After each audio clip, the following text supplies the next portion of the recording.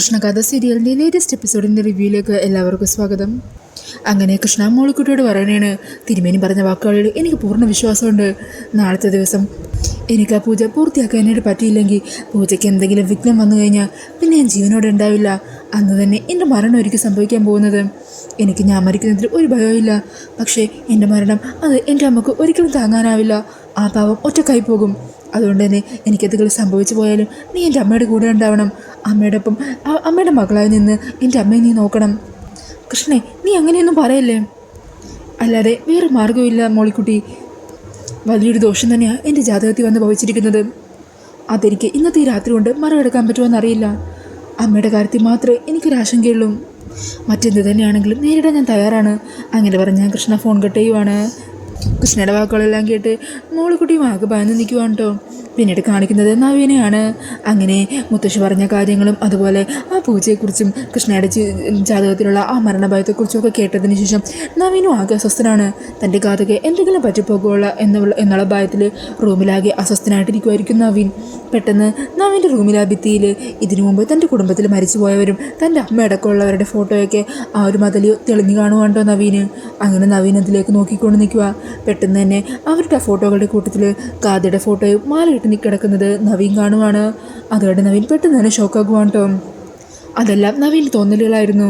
ഈ സമയം പെട്ടെന്ന് തന്നെ നവീൻ റൂമിൽ നിന്നും ചെന്ന് നേരെ പൂജാമുറിയിലേക്ക് ചെല്ലുക. അവിടെ കൃഷ്ണയാണെങ്കിൽ അവിടെ പൂജാമുറിയൊക്കെ ഒരുക്കി പൂജക്കായിട്ടുള്ള കാര്യങ്ങളൊക്കെ ചെയ്തുകൊണ്ടിരിക്കുക.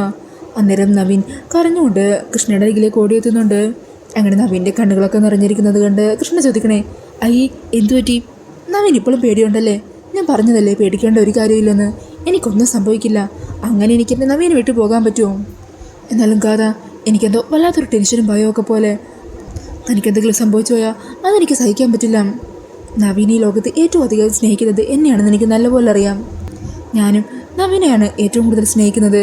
അങ്ങനെയുള്ളപ്പോൾ നവീൻ്റെ സ്നേഹം തട്ടിക്കളഞ്ഞ് എന്നെ ഇവിടെ നിന്ന് കൂട്ടിക്കൊണ്ടുപോകാനേ ഒരു കാലിനെ കൊണ്ടും പറ്റില്ല. അങ്ങനെ ആരെങ്കിലും കൂട്ടിക്കൊണ്ടുപോകുന്ന അവരുടെ കാല് പിടിച്ച് ഞാൻ കരഞ്ഞു പറയും, എൻ്റെ നവീനെ വിട്ട് എനിക്ക് വരാൻ പറ്റില്ലെന്ന്. നമ്മുടെ ആ പ്രണയത്തിന് മുമ്പിൽ കാലം പോലും തോറ്റുപോകും. അതുകൊണ്ട് നവീൻ ധൈര്യമായിട്ടിരിക്കുക. ഈ പൂജ ഞാൻ ഭംഗിയായിട്ട് തന്നെ പൂർത്തിയാക്കും. നമ്മളെ സ്വപ്നം കണ്ടതുപോലെ ഒത്തിരി നാൾ നമ്മൾ ഒന്നിച്ച് തന്നെ ജീവിക്കും. അങ്ങനെ കൃഷ്ണയുടെ വാക്കുകളൊക്കെ കേൾക്കുമ്പോൾ നവീനും ആശ്വാസമാകുവാണ്. നവീൻ അങ്ങനെ കൃഷ്ണയെ ചേർത്ത് പിടിച്ച് കൃഷ്ണയുടെ കൈകളിലൊരു കൊടുക്കുവാണ് കേട്ടോ. നവീൻ ആശ്വസിപ്പിക്കാനായിട്ട് അങ്ങനെയൊക്കെ പറഞ്ഞെങ്കിലും കൃഷ്ണയുടെ ഉള്ളിലും നല്ല ഭയമുണ്ട്. പിന്നീട് കാണിക്കുന്നത് തങ്കം നിലവിളക്കൊക്കെ കത്തിച്ച് അതും എടുത്ത് പുറത്തേക്ക് പോകാൻ ഒരുങ്ങുന്നതാണ് കേട്ടോ. അങ്ങനെ പെട്ടെന്ന് നിലവിളക്ക് എടുത്ത് മുമ്പോട്ട് നടക്കുന്നതും തങ്കത്തിൻ്റെ കയ്യിൽ നിന്നും വിളക്ക് മറിഞ്ഞ് താഴത്തേക്ക് വീഴുവാണ്. അതോടെ തങ്കം ഭയന്നു പോകുക. ഭഗവാനെ, എന്തായി സംഭവിച്ചത്? വിളക്ക് താഴെ വീഴുക എന്ന് പറഞ്ഞാൽ അതൊരു ദുസൂചനയാണല്ലോ. എന്തോ അപകടം സംഭവിക്കാൻ പോകുന്നു എന്നാണ് തോന്നുന്നത്. ഭഗവാനെ, എൻ്റെ മോൾക്ക് ഒരു അപകടം വരുത്താതെ കാത്തുകൊള്ളണേ എന്ന് പറഞ്ഞ് അവിടെ പ്രാർത്ഥിച്ചുകൊണ്ട് നിൽക്കുവാണ് തങ്കം. പിന്നീട് കാണിക്കുന്നത് കളരിക്കല തിരുമേനി വന്ന പൂജകൾ തുടങ്ങുന്നതാണ്. ഈ സമയം മുത്തശ്ശി നവീനും അതുപോലെ നിർമ്മലയും കീർത്തി ഉദയനൊക്കെ അവിടെ നിൽക്കുന്നുണ്ടാകും. അന്നേരം നവീൻ ചോദിക്കണേ, തിരുമേനി ഒരു കാര്യം ചോദിച്ചാൽ ബുദ്ധിമുട്ടാകുമോ? എന്താ, ചോദിച്ചോളൂ. അല്ല, പെട്ടെന്ന് എന്താ ഗാഥയുടെ ജാതകത്തിൽ ഇതുപോലൊരു ദോഷം വരാൻ കാരണം? അന്നേരം തിരുമേനി പറയണേ, ദൈവത്തിന് ഏറ്റവും പ്രിയമുള്ളവരെയാണല്ലോ ദൈവം കൂടുതൽ പരീക്ഷിക്കുന്നത്. ദശാസന്ധ്യകൾ മാറി മാറി വരുന്ന സമയത്ത് ഇതുപോലെ അപ്രതീക്ഷിതമായ ചില ദോഷങ്ങളൊക്കെ നമ്മുടെ ജീവിതത്തിൽ വന്നു ഭവിച്ചെന്ന് വരാം. കഠിനമായ വ്രതവും പ്രാർത്ഥനയൊക്കെ അനുഷ്ഠിക്കുന്നതിലൂടെ അതെല്ലാം നീക്കി എല്ലാ ദോഷങ്ങളും പൂർണ്ണമായിട്ട് അകറ്റാനും പറ്റും. മനസ്സറിഞ്ഞുള്ള പ്രാർത്ഥന, അതാണ് ഏറ്റവും വലിയ ശക്തിയായിട്ട് അയാളുടെ ഒപ്പം കൂടെ ഉണ്ടാകാൻ പോകുന്നത്. ഇവിടെ ഗാഥയുടെ കാര്യത്തിലും ഗാഥയുടെ അടിയുറച്ച ഭക്തിയും വിശ്വാസവും ഉണ്ടെങ്കിൽ ഈ പ്രതിസന്ധി മറികടക്കാൻ പറ്റും. അങ്ങനെ പറഞ്ഞ് തിരുമേനി വീണ്ടും പൂജ തുടരുവാണ്. ഈ സമയം സുമിത്ര കൃഷ്ണയും കൂട്ടി അവിടെ എത്തുന്നുണ്ട് കേട്ടോ. അങ്ങനെ കൃഷ്ണ മുമ്പോട്ട് വന്ന് ഭഗവാന് മുമ്പിൽ പ്രാർത്ഥനയോടുകൂടി ഇരുന്ന് പൂജയിൽ പങ്കെടുക്കുവാണ്. പെട്ടെന്നായിരിക്കും കൃഷ്ണ അവിടെ വെച്ചിരുന്ന കൃഷ്ണയുടെ ആ ജാതകം കാണുന്നത്. സത്യത്തിൽ അത് കൃഷ്ണയുടെ ജാതകമല്ല, ഗാഥയുടെ ജാതകമായിരുന്നു അവിടെ വെച്ചിരിക്കുന്നത്. അത് കാണുമ്പോൾ കൃഷ്ണ ആ കാര്യം മനസ്സിലാവുന്നത്. ഈശ്വര, മുത്തശ്ശി അപ്പോൾ തിരുമേനിക്ക് എടുത്തു കൊടുത്തത് ഗാഥയുടെ ജാതകമായിരുന്നു. അങ്ങനെ കൃഷ്ണ അതിലേക്ക് നോക്കുക. അന്നേരം തിരുമേനി ചോദിക്കണേ, എന്തു പറ്റി? അല്ല, ഇത് കുട്ടിയുടെ ജാതകമാണ്. കുട്ടിയോടെ ഇരുന്നോളൂ, എത്രയും പെട്ടെന്ന് തന്നെ പൂജകൾ തുടങ്ങണം.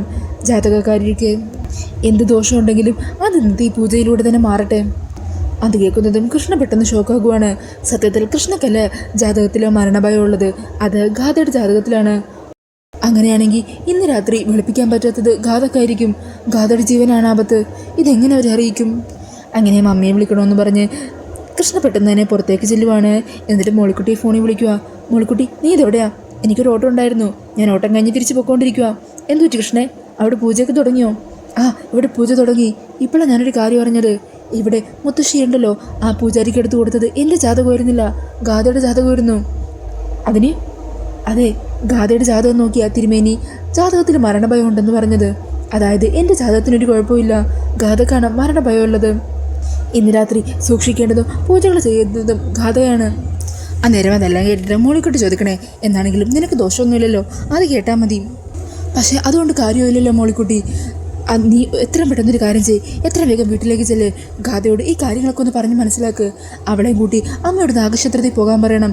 അവിടെ ഇന്ന് പൂജകൾ ചെയ്യണം. ഞാനും ഇവിടെ ഇരുന്ന് അവൾക്ക് വേണ്ടി പ്രാർത്ഥിക്കാം. അതേക്കുന്നത് മോളിക്കുട്ടി പറയണേ, അവൾ ചാകുവാണെങ്കിൽ ചാകട്ടെ, എനിക്കൊന്നും വയ്യ അവളോട് പോയി പറയാൻ. പറഞ്ഞാൽ തന്നെ അവളിപ്പോൾ കേൾക്കാൻ പോകുവാണല്ലോ, നമ്മളെ പുച്ഛിച്ച് തള്ളും. അതുകൊണ്ട് അവൾക്ക് എന്ത് സംഭവിച്ചാലും അത് അവളുടെ വിധിയാണെന്ന് കരുതി ആശ്വസിക്കുക, അല്ലാതെ നമുക്ക് മറ്റൊന്നും ചെയ്യാനില്ല. മോൾക്കുട്ടി അങ്ങനെ പറയല്ലേ. ഗാഥയുടെ ജീവന് എന്തെങ്കിലും സംഭവിച്ചു കഴിഞ്ഞാൽ അതിനുത്തരം പറയേണ്ടത് നമ്മളെല്ലാവരുമാണ്. സിത്താര മേഡത്തോട് എന്ത് പറയും? അതുകൊണ്ട് നീ ഞാൻ പറയുന്നത് കേൾക്ക്. അമ്മയെ വിളിച്ച് ഞാൻ കാര്യങ്ങൾ പറഞ്ഞോളാം. നീ എത്രയും പെട്ടെന്ന് തന്നെ അങ്ങോട്ട് ചെല്ല്. അമ്മയും ഗാഥയും കൂട്ടി നാഗക്ഷേത്രത്തിൽ പോകണം. എനിക്കിനി വിളിക്കാൻ പറ്റുമോ എന്നറിയില്ല. പൂജ തുടങ്ങി അതിൻ്റെ ഉള്ളിൽ കയറി കഴിഞ്ഞാൽ പിന്നെ എനിക്കൊന്നും പറ്റില്ല. നീ വേഗം ചെല്ലണം കേട്ടോ മോളിക്കുട്ടി. അങ്ങനെ പറഞ്ഞാൽ ഗാഥ ഫോൺ കിട്ടുകയുമാണ്. അങ്ങനെ കൃഷ്ണ പറഞ്ഞതനുസരിച്ച് മോളിക്കുട്ടി നേരെ വീട്ടിലേക്ക് ചെല്ലുവാണ് കേട്ടോ. എന്നിട്ട് തങ്കത്തിൻ്റെ റൂമിൽ തട്ടി വിളിക്കുക. അന്നേരം തങ്കം വരുക. എന്താ മോളിക്കുട്ടി? അത് പിന്നെ അമ്മേ, കൃഷ്ണ എന്നെ വിളിച്ചിരുന്നു. എന്നിട്ട് കൃഷ്ണ പറഞ്ഞ കാര്യങ്ങളെല്ലാം തങ്കത്തെ അറിയിക്കുക. അത് കേൾക്കുന്നതും തങ്കം ഞെട്ടിപ്പോകുക. ഈശ്വര, അങ്ങനെയാണെങ്കിൽ വലിയൊരു അപകടം തന്നെയാണല്ലോ നടക്കാൻ പോകുന്നത്. ഗാഥയെ നമുക്ക് എങ്ങനെയെങ്കിലും രക്ഷിക്കണം. കൃഷ്ണമോള് പറഞ്ഞതുപോലെ ഗാഥയും കൂട്ടി നമുക്ക് ഉടനെ ക്ഷേത്രത്തിൽ പോകണം. അങ്ങനെ തങ്കവും മോളിക്കുട്ടിയും അകത്തേക്ക് ചെന്ന് റൂമിൽ കിടന്നിറങ്ങുന്ന ഗാഥേനെ വിളിച്ചെണീപ്പിക്കുകയാണ്. അന്നേരം ഗാഥ എന്താ കാര്യം എന്ന് ചോദിക്കുക. ഈ സമയം കൃഷ്ണ പറഞ്ഞ കാര്യങ്ങളൊക്കെ മോളിക്കുട്ടിയും തങ്കവും ചേർന്ന് പറയണേണ്. അവിടെ കളരിക്കൽ ഒരു പൂജ നടന്നുകൊണ്ടിരിക്കുക. കൃഷ്ണക്ക് ദോഷമുണ്ടെന്ന് കരുതി അവരാ പൂജ ചെയ്യുന്നത്. പക്ഷേ യഥാർത്ഥത്തിൽ ദോഷമുള്ളത് ഗാഥയുടെ ജാതകത്തിലാണ്.